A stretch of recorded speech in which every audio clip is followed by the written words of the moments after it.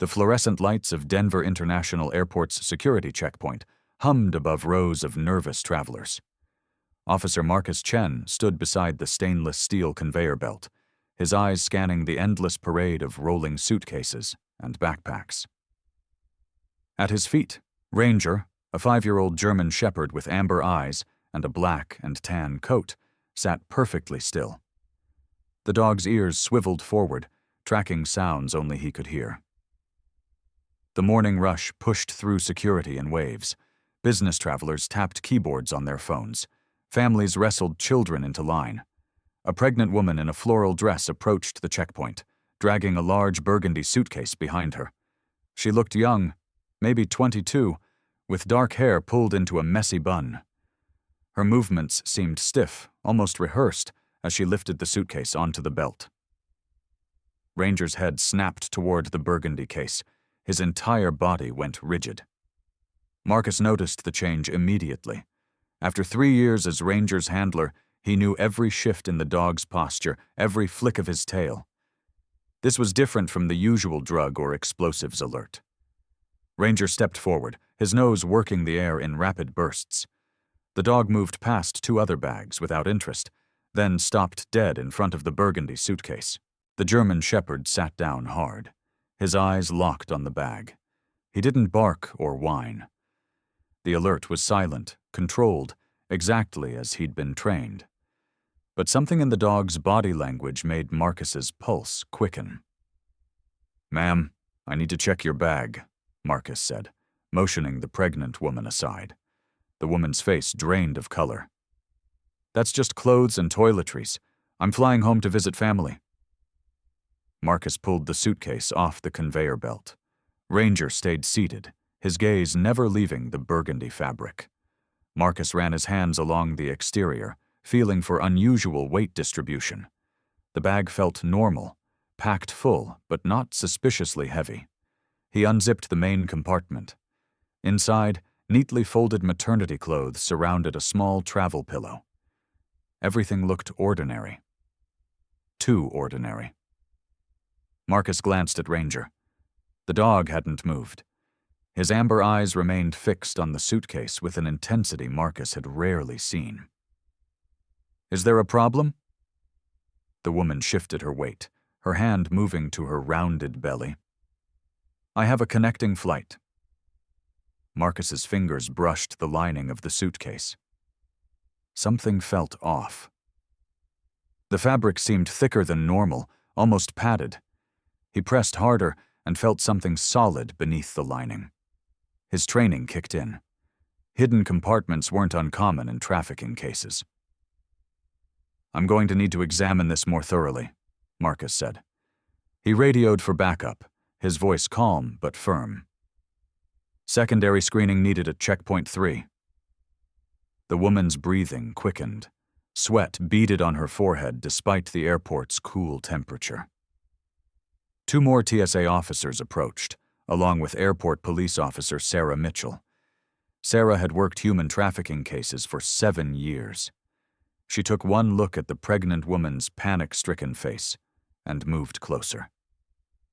Marcus pulled out a small knife and carefully cut the interior lining of the suitcase.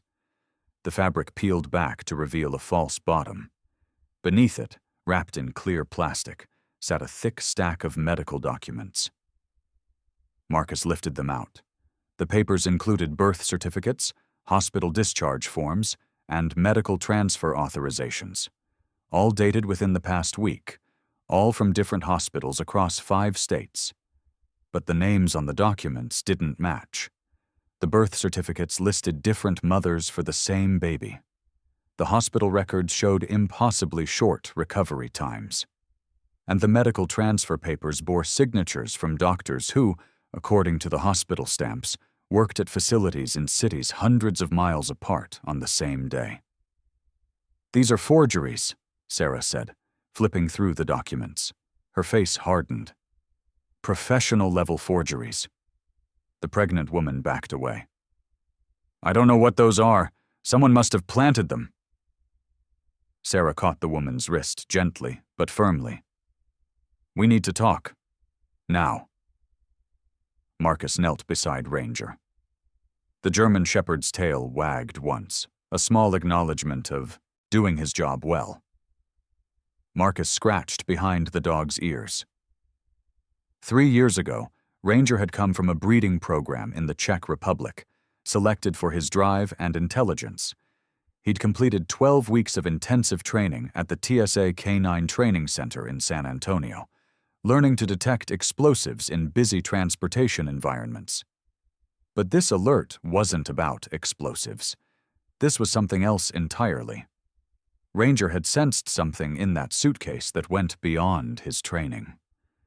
Maybe the stress hormones from the woman's fear. Maybe the unusual chemical signature of freshly printed false documents. Whatever it was, the dog had known. In a small interview room beyond security, Sarah sat across from the pregnant woman, whose name was listed on her ticket as Elena Rodriguez. Elena's hands trembled as she held a paper cup of water. Her story came out in broken sentences, punctuated by long silences. She wasn't pregnant. The belly was a prosthetic, purchased online and fitted carefully beneath loose clothing. She'd been paid $2,000 to fly from Miami to Denver, carrying the suitcase. A woman named Gabriella had hired her through a cleaning service where Elena worked. Gabriella had said the documents were for a legal adoption agency, nothing illegal.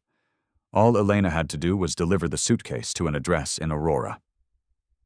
"Did Gabriella mention anything about the adoption agency?" Sarah asked. Elena shook her head. "She just said wealthy families pay for medical records, to make adoptions look legitimate. She said it was normal, just paperwork." Sarah's jaw tightened. She'd seen cases like this before. False pregnancy schemes designed to traffic kidnapped children. Criminal organizations created fake medical histories to disguise stolen infants as legitimate births. The forged documents allowed traffickers to register kidnapped babies under false names, erasing their true identities forever. "Where did the documents come from?" Sarah pressed. "I don't know. Gabriella gave me the suitcase at the airport in Miami. She packed everything herself." Marcus watched through the one-way glass as Sarah questioned Elena. Beside him, Ranger lay on the floor, his head resting on his paws. The dog seemed calm now, but Marcus couldn't shake the feeling that they'd stumbled onto something much bigger than one woman with fake papers. Airport Police Captain David Torres entered the room, a tablet in his hand. "We ran the hospital names through the database. 3 of these facilities reported suspicious activity in the past 6 months. Medical staff accessing records for patients who never checked in. Birth certificates printed for deliveries that never happened." "How many documents in total?" Sarah asked through the intercom. 43 sets, Torres replied. Birth certificates, hospital records, and medical transfer papers for 43 different infants, all created within the past 2 months. Marcus felt his stomach drop. 43 children. Not paperwork for future adoptions. Real children, already born, already stolen from their families. This wasn't a preparation. This was documentation for crimes already committed. Torres activated his radio. "We need FBI on site. Possible interstate human trafficking operation. I want every database search we can run on these names and hospital locations. Now." Marcus left the observation room, Ranger padding beside him. The German shepherd had done his job, but Marcus knew this was only the beginning. Somewhere, 43 families were missing their children. And somewhere, a criminal network was profiting from their pain. 2 hours later, FBI Special Agent Lisa Mendez arrived with a team of analysts. They set up a mobile command center in an airport conference room, spreading the forged documents across a long table. Lisa had 15 years of experience with the FBI's Human Trafficking Task Force. She'd seen every variation of child trafficking schemes, from adoption fraud to baby-selling rings. This case had the markings of something she'd investigated 3 years ago in Texas. "We shut down a similar operation in Houston," Lisa said, examining one of the birth certificates. A clinic was creating false medical records for kidnapped infants. They had connections to adoption lawyers in 6 states. The trafficking ring was bringing in about $5 million a year. Who was behind it? Marcus asked. A former obstetrician named Dr. Helena Vance. She lost her medical license after a malpractice suit, then turned to creating fake birth documentation for child traffickers. She had a network of couriers, just like Elena here, moving paperwork between cities. The documents made stolen children look like legitimate births to unwitting adoptive parents. Sarah leaned forward. Is Vance still in prison? Lisa shook her head. Released on good behavior 8 months ago. We've been trying to track her movements, but she went off grid after her release. Marcus felt a chill. 8 months. The timeline matched. These documents could be Vance's work, a new operation built on the ashes of her old network. Elena mentioned a woman named Gabriella in Miami. Could that be Vance? Possible, Lisa said. Vance used multiple aliases in the Houston case. Gabriela Garcia was one of them. She pulled up a photo on her tablet. A woman in her 50s with sharp features and steel gray hair stared back at them. Show this to Elena. In the interview room, Elena's eyes widened when she saw the photo.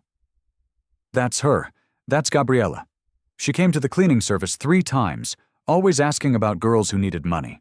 She said she ran a legal adoption consulting business. Lisa's expression hardened. Elena, the documents in your suitcase represent 43 kidnapped children. Some might still be with their families, unaware their identities have been stolen. Others have likely already been taken.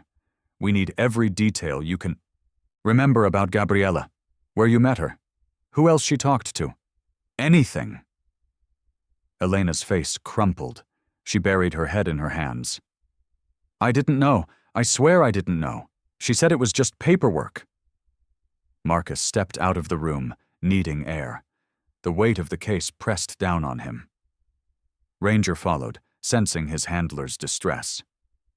The dog leaned against Marcus's leg, offering silent comfort.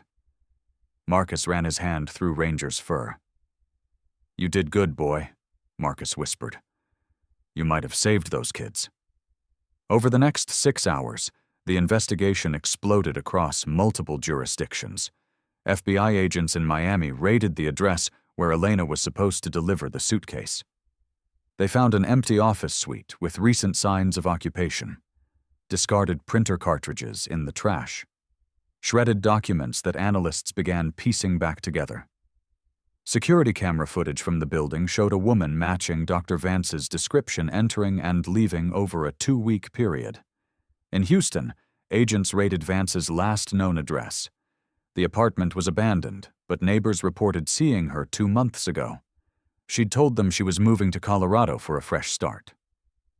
Colorado, the state where Elena's flight had been headed. The FBI obtained warrants for phone records tied to the names on the forged documents. The data revealed a disturbing pattern. In the past 8 weeks, 43 birth certificates had been filed in county records offices across 5 states. 43 hospital discharge forms had been submitted to insurance companies. And 43 sets of parents had received official-looking medical transfer papers claiming their newborns needed specialized care at distant facilities. But when investigators contacted those hospitals, none had record of the transfers. The babies had vanished en route, along with the medical personnel who'd supposedly transported them.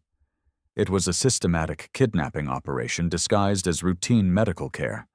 Families trusted the official-looking documents, the professional demeanor of the kidnappers, and the urgency of the medical claims. By the time they questioned what was happening, their children were gone. Lisa coordinated with state and local law enforcement across the country. Alerts went out to every hospital, clinic, and adoption agency. Photos of Dr. Vance circulated through law enforcement databases, and the FBI activated its child abduction rapid deployment teams in 5 states. At Denver International Airport, Marcus completed his incident report while Ranger slept under his desk. The German Shepherd had worked a full shift, screening hundreds of passengers and bags. But it was this one alert, this one burgundy suitcase, that mattered. Marcus thought about the families whose children had been stolen. He thought about the babies, some only days old, torn from their mothers and fathers. And he thought about how close this operation had come to succeeding. If Ranger hadn't alerted, if Marcus had dismissed the dog's behavior as a false positive, if they'd let Elena board her connecting flight to Aurora, those documents would have reached Vance. More children would have disappeared into an underground adoption market where desperate buyers paid premium prices for stolen infants. 3 days after Ranger's alert, FBI agents tracked Dr. Helena Vance to a secluded house outside Colorado Springs. She was arrested without incident, along with 3 accomplices who'd been working as her couriers. In the house, agents found computers containing detailed records of the trafficking operation. Client lists naming wealthy couples willing to pay up to $200,000 per child. Financial ledgers showing $5.3 million in transactions over 8 months.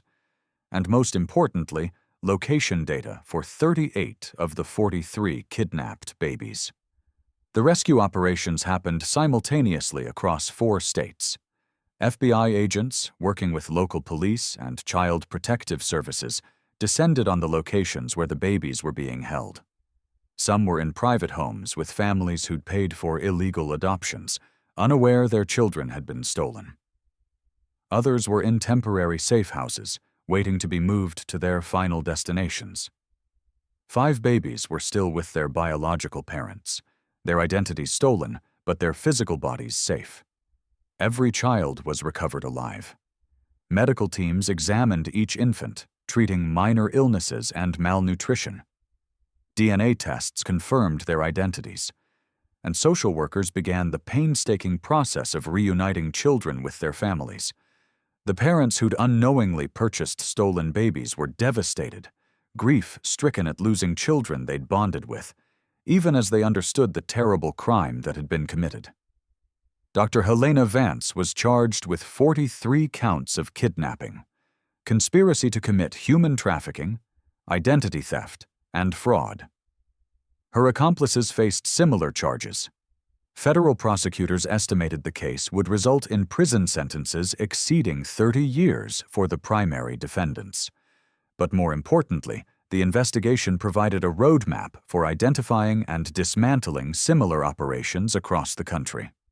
2 weeks after the arrests, Marcus received a call from FBI Special Agent Lisa Mendez. "I wanted to thank you and Ranger personally," she said. "Without that alert at security, we might never have discovered this operation. Vance had covered her tracks well. She'd learned from her mistakes in Houston, but she didn't count on a dog with good instincts." "Ranger was just doing his job," Marcus replied. "He did more than that. We analyzed the documents in Elena's suitcase. They'd been printed less than 12 hours before her flight. The ink still contained volatile organic compounds from the printing process. Ranger detected those compounds. He wasn't trained for that specific scent, but his instincts told him something was off. That kind of intuition, that's what makes a truly exceptional detection dog." Marcus looked down at Ranger, who was sprawled on the floor gnawing a rubber toy. The German Shepherd's tail thumped against the carpet. "I'll make sure he gets extra treats." 3 months later, Marcus and Ranger attended a ceremony at FBI headquarters in Washington, D.C. Surrounded by the families of the recovered children, Ranger received the Federal Law Enforcement Canine Service Award. It was the highest honor a detection dog could receive. Marcus stood beside his partner as FBI Director Collins placed a special collar around Ranger's neck, a gold medallion engraved with the dog's name and the words, "Valor in Service." The ceremony room was packed. Parents held their recovered babies, tears streaming down their faces. Many approached Marcus afterward, wanting to thank Ranger personally. They knelt beside the German Shepherd, letting their children touch his soft fur. Ranger accepted the attention with patient dignity, his tail wagging steadily. One mother, a woman named Sarah Chen from Portland, held her 3-month-old daughter Emma close. "Your dog saved my baby," she said, her voice breaking. "The people who took her told us she needed emergency heart surgery in Denver. We trusted them because they had official hospital papers. But if you hadn't caught that woman at the airport, if those documents had gotten through, Emma would be gone forever." Marcus swallowed hard. Ranger knew something was wrong. He always knows. Sarah knelt, bringing Emma down to Ranger's level. The baby reached out with chubby hands, grabbing at the dog's ears. Ranger remained perfectly still, letting the child explore. Emma laughed, a pure sound that filled the room. Sarah kissed her daughter's head, then looked up at Marcus. "Thank you, both of you. You gave me back my whole world." That night, in their hotel room, Marcus sat on the floor with Ranger. The German Shepherd rested his head on Marcus's lap, exhausted from the day's excitement. Marcus scratched behind the dog's ears, the way Ranger liked best. "You did something incredible, buddy," Marcus said quietly. 43 families have their children back because you trusted your instincts, because you wouldn't let that suitcase pass. Ranger's tail thumped once against the carpet. Marcus thought about the journey that had brought them here. 3 years ago, when Ranger had first arrived from the Czech Republic, he'd been all energy and drive, a young dog eager to work but untested. The 12 weeks of training in San Antonio had shaped that raw potential into focused skill, but training only went so far. What made Ranger truly exceptional was something that couldn't be taught: an intuition, a sensitivity to the world that went beyond scent detection alone. Over the past 3 years, Ranger had screened millions of passengers and bags. He'd detected concealed explosives that could have brought down planes. He'd found hidden narcotics that might have flooded streets with poison. But this case, this burgundy suitcase with its false bottom and forged documents, this was different. This wasn't about substances or threats. This was about stolen children and shattered families. This was about trusting a dog's instincts even when the evidence wasn't obvious. Marcus pulled out his phone and scrolled through photos. There was Ranger on his first day at DIA, barely 2 years old, ears perked with excitement. Ranger during a training exercise, focused and intense. Ranger sleeping under Marcus's desk after a long shift. And now, new photos from today's ceremony. Ranger with his gold medallion. Ranger surrounded by the children he'd helped save. One photo in particular stood out. Sarah Chen kneeling beside Ranger, her daughter Emma reaching for the dog's face, both of them laughing. That image captured everything Marcus loved about this work. The purpose, the impact, the knowledge that his partnership with Ranger made a real difference in people's lives. A knock on the hotel door interrupted his thoughts. Lisa Mendez stood in the hallway, holding a folder. "Sorry to bother you, but I wanted to share something before you fly out tomorrow." Marcus invited her in. Lisa sat in the room's single chair while Ranger lifted his head, watching her with mild curiosity. "We finished interviewing all 43 families," Lisa said. "The psychological trauma is significant, as you'd expect. But every single parent wanted me to pass along their gratitude to you and Ranger. One father, David Park from Seattle, wrote you a letter." She handed Marcus an envelope. Inside, handwritten on lined paper, was a message. "Officer Chen and Ranger, you don't know me, but you saved my son. When Jacob was born, we were told he needed immediate transfer to a cardiac specialist in Denver. The papers looked real. The medical team seemed professional. We believed them. We let strangers take our 2-day-old baby, thinking it was the only way to save his life. For 3 days, we couldn't reach the hospital in Denver. They kept saying Jacob was in surgery, that we couldn't visit yet. On the 4th day, when we finally drove to Denver ourselves, we learned no such hospital existed at the address we'd been given. Our son had vanished. The police told us there was nothing they could do. No leads, no witnesses. Jacob was gone. For 8 weeks, my wife and I lived in hell. We barely ate. We couldn't sleep. Every moment we wondered if our son was alive, if he was scared, if he was crying for us. When the FBI showed up and said they'd found Jacob, that he was healthy and safe with a family in Phoenix who'd adopted him illegally, we collapsed. We cried for hours. They brought him home the next day.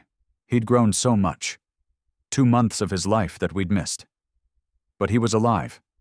He was back in our arms. The FBI told us the whole operation was exposed because a dog at an airport alerted to a suspicious suitcase.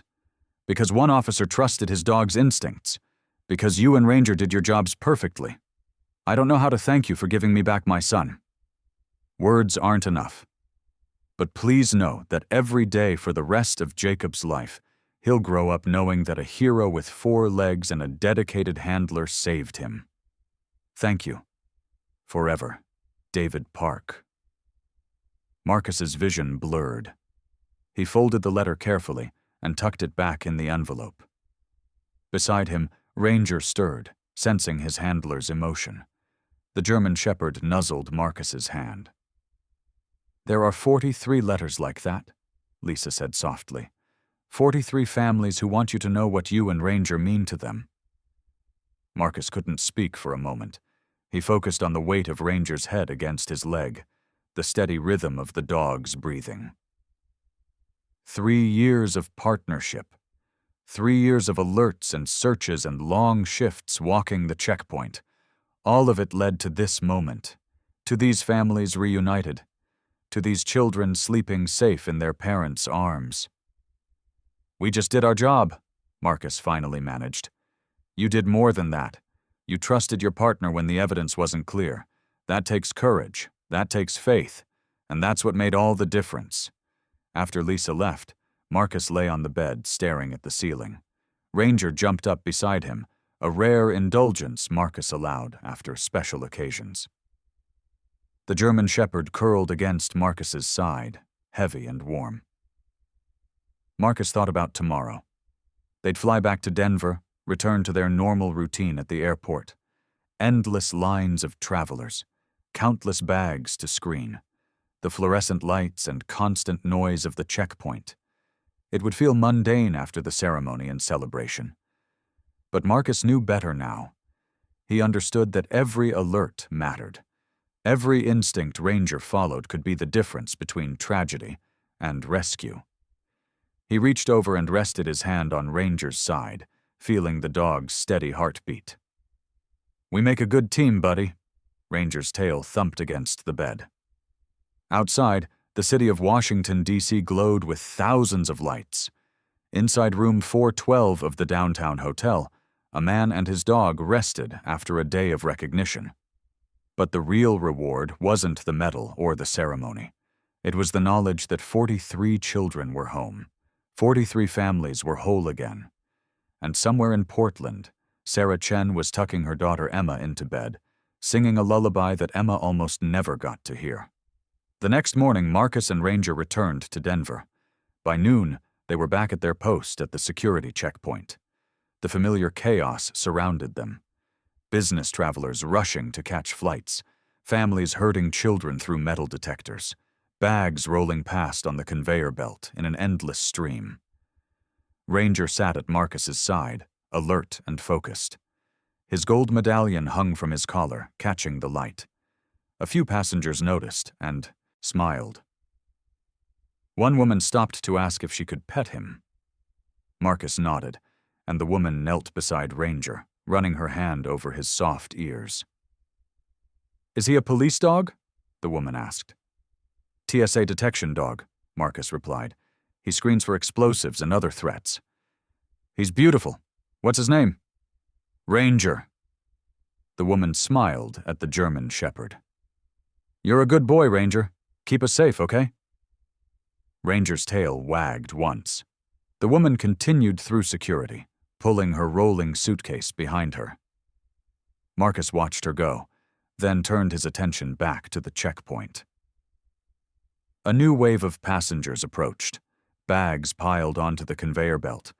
The X-ray machine hummed as it scanned each piece of luggage. Ranger's ears perked forward. His body tensed slightly. Marcus recognized the signs immediately. The dog was working, processing thousands of scents, filtering out the normal from the suspicious. This was what Ranger lived for. The purpose that drove him from the moment he woke until he fell asleep, exhausted at the end of each shift. A black backpack rolled past on the belt. Ranger's nose twitched. The dog stepped forward, his focus narrowing. Marcus waited, giving Ranger room to work. The backpack disappeared into the X-ray machine. When it emerged on the other side, Ranger moved closer, sniffing carefully. After a moment, the German shepherd sat down. A clear alert. Marcus's hand went to his radio. Secondary screening needed at checkpoint 3. The work continued, one alert after another. One potential threat identified and neutralized. It was routine. It was mundane. It was the most important thing Marcus and Ranger would ever do. As the morning stretched into afternoon, Marcus found his mind drifting back to David Park's letter, to the image of baby Jacob finally back in his father's arms, to the knowledge that somewhere in Seattle, a little boy was growing up safe because Ranger had trusted his instincts in a crowded airport 3 months ago. That's what it all came down to, Marcus realized. Trust. The bond between handler and dog. The willingness to follow an alert even when the reason wasn't immediately clear. The faith that years of training and instinct would guide them to the right decision. Marcus looked down at Ranger. The German shepherd sat perfectly still, watching the endless parade of travelers. His amber eyes missed nothing. His nose tested every current of air. Somewhere in this crowd, Ranger would find the next threat, the next concealed danger, the next burgundy suitcase carrying secrets that could destroy lives. And Marcus would trust him. Every single time. The fluorescent lights hummed overhead, the conveyor belt rolled forward, and at checkpoint 3 of Denver International Airport, a man and his dog stood watch, ready for whatever came next. Together.